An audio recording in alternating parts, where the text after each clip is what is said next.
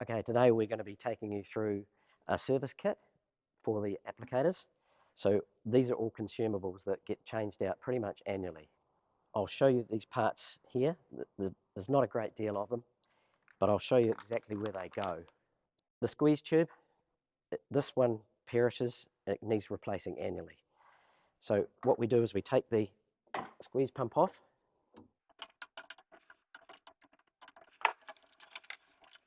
Just before I take that off fully, I would normally put a little mark on the top of the pipe there, on the shortest one, so that when you go to measure against the new piece of pipe, you can have it exactly the same length.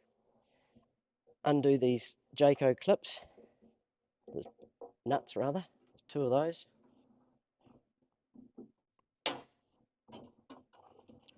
Remove the pump fully. You can split that in half. And as you can see, where it's marked there,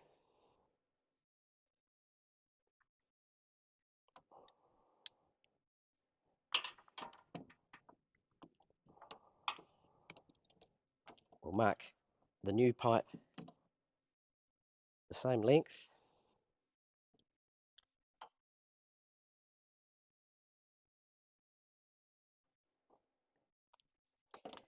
And it's not going to be exactly the same length in your kit as to what comes out of your machine, because every machine is different. So just trim that off to the same length as the one that's come off with your side cutters. We'll replace these two little clips here. The old ones will come off and are reusable, but what happens is they have an expandable piece in there and they're on there very, very tight. When you pop the new ones on, they're nice and loose, but when you screw them up on there, they tighten up. We'll pop this back on here, getting the marked side for the short side here. Just roll that backwards and forwards several times.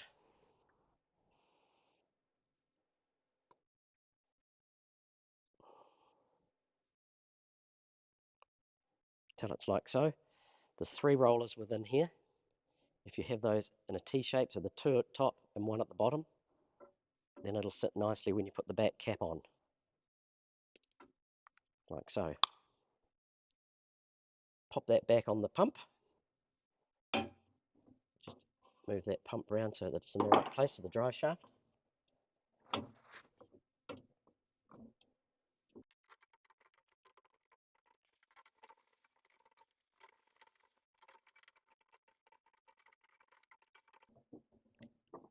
Tighten these up, but not over tightened. Just bring them up nice and snug. Otherwise what will happen is it'll tear the thread out of the inside, the aluminium thread out of the inside of the housing of the pump. Pop these Jayco nuts on. As you'll see, they slide nicely now, but once you tighten them up, they will hold beautifully.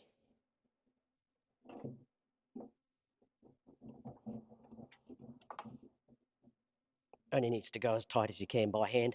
They don't need any wrench on them. That will hold nicely.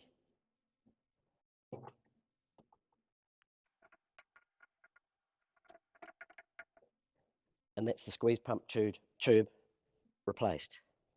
We now move through to these little foam pieces here, foam filters. They go on the top of the compressor. With this older style compressor, the air intake is right on the side of on the end of the compressor here. So these filter out any dust that comes in. So I'll remove the top of the compressor.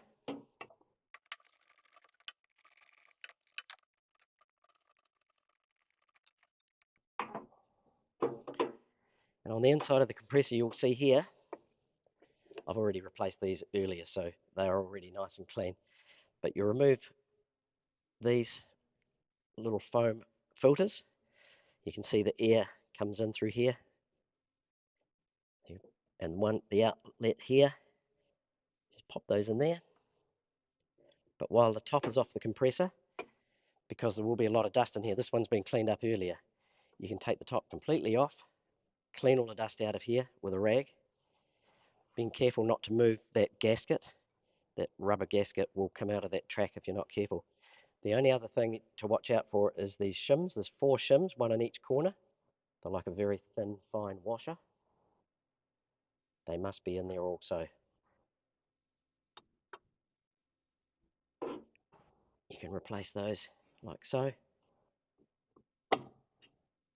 And sometimes to make sure that the shim is in line so you can get your bolt in, I actually get like a 3-inch nail and put down through that hole, and it will align that shim up nicely.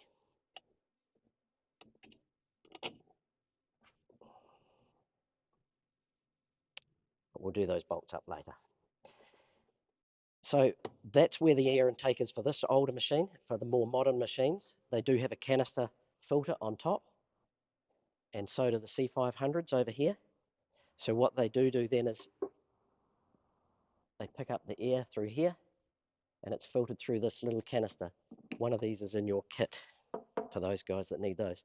So instead of the air intake on the end of here, there's a pipe comes down right through the back of the applicator and meets on the top of the compressor. So that is the air intake. There's not normally any need to take the top off this compressor to replace foam filters, even though they are in there. Maybe every couple of years you could if it's a very dusty environment. Okay, that takes care of the filters. In your pack, you will find that these little rubber washers, they get lost all the time. So that for all the intake external ports on the outside. So for this applicator, they go on the inside of here. A good habit to get into is just every time you mix your inoculant, put it back on here, feel that the rubber washer is in there before you connect it onto here. The same washers are used on this filter here, and also with the C500 on the back of here, all these intakes here. So where the air agitator comes in, there is one. Where the inoculant sucks from, there's one in here. Hence, there are 4 or 5 of those in your pack if they get lost. The other thing with these tanks in the kit is a little grate like this.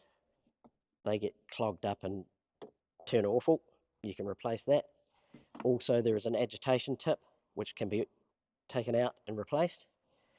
What happens if you leave inoculant in the bottle or water in that container? It actually leaks back through. When it's not being used, it leaks back up the pipe, and then next time you go to turn it on, it blocks that little agitator. So there's one of those replacements for each there as well. We have a nozzle tip for where your inoculant is dispersed. So just a case of unscrewing the tip, replacing that, and putting that back on. That's not hard. You'll know where those go. What else do we have here? The filter bowl.